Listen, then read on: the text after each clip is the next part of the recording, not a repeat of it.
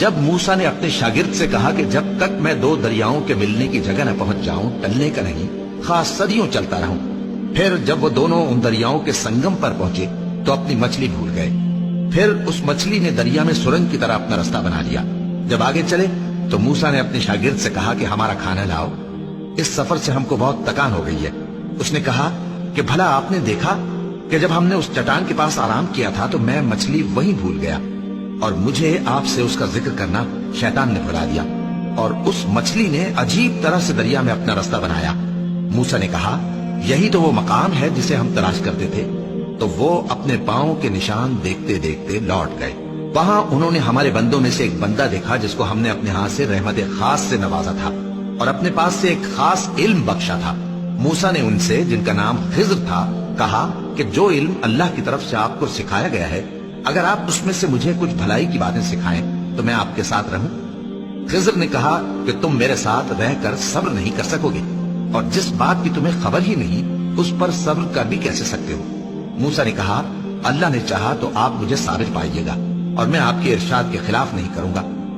خضر نے کہا اگر تم میرے ساتھ رہنا چاہو تو شرط یہ ہے مجھ سے کوئی بات نہ پوچھنا جب تک میں خود اس کا ذکر تم سے نہ کروں۔ تو دونوں چل پڑے، یہاں تک کہ جب کشتی میں سوار ہوئے تو خضر نے کشتی کو پھاڑ ڈالا۔ موسیٰ نے کہا کیا آپ نے اس کو اس لیے پھاڑا ہے کہ سواروں کو غرق کر دی؟ یہ تو آپ نے بڑی عجیب بات کی۔ خضر نے کہا کیا میں نے نہیں کہا تھا کہ تم میرے ساتھ صبر نہ کر سکو گے؟ موسیٰ نے کہا کہ جو بھول مجھ سے ہوئی اس پر مواخذہ نہ کیجیے اور میرے معاملے میں مجھ پر مشکل نہ ڈالیے۔ پھر دونوں چلے، یہاں تک کہ رستے میں ایک لڑکا ملا تو خضر نے اسے مار ڈالا۔ موسیٰ نے کہا کہ آپ نے ایک بے گناہ شخص کو ناحق بغیر قصاص کے مار ڈالا، یہ تو آپ نے بری بات کی۔ خضر نے کہا کیا میں نے نہیں کہا تھا کہ تم سے میرے ساتھ صبر نہیں ہو سکے گا؟ انہوں نے کہا کہ اگر میں اس کے بعد پھر کوئی بات پوچھوں یعنی اعتراض کروں تو مجھے اپنے ساتھ نہ رکھیے گا کہ آپ میری طرف سے عذر کے قبول کرنے میں حد کو پہنچ گئے ہیں۔ پھر دونوں چلے، یہاں تک کہ گاؤں والوں کے پاس پہنچے اور ان سے کھانا طلب کیا۔ انہوں نے ان کی ضیافت کرنے سے انکار کیا۔ پھر انہوں نے وہاں ایک دیوار دیکھی جو گرا چاہتی تھی تو خضر نے اس کو سیدھا کر دیا۔ موسیٰ نے کہا کہ اگر آپ چاہتے تو ان سے اس کا معاوضہ لے لیتے تاکہ کھانے کا کام چلتا۔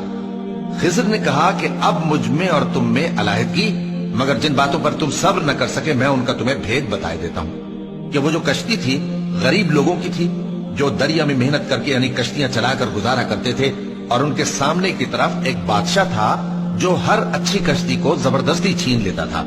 تو میں نے چاہا کہ اسے عیبدار کر دوں تاکہ وہ اسے غصب نہ کر سکے، اور وہ جو لڑکا تھا اس کے ماں باپ دونوں مومن تھے۔ ہمیں اندیشہ ہوا کہ وہ بڑا ہو کر بد کردار ہوگا تو کہیں ان کو سرکشی اور کفر میں نہ پھنسا دے، تو ہم نے چاہا کہ ان کا پروردگار اس کی جگہ ان کو اور بچہ عطا فرمائے جو اخلاقی پاکیزگی میں بہتر اور محبت میں زیادہ قریب ہو۔ اور وہ جو دیوار تھی سو 2 یتیم لڑکوں کی تھی جو شہر میں رہتے تھے، اور اس کے نیچے ان کا خزانہ دفن تھا، اور ان کا باپ ایک نیک آدمی تھا۔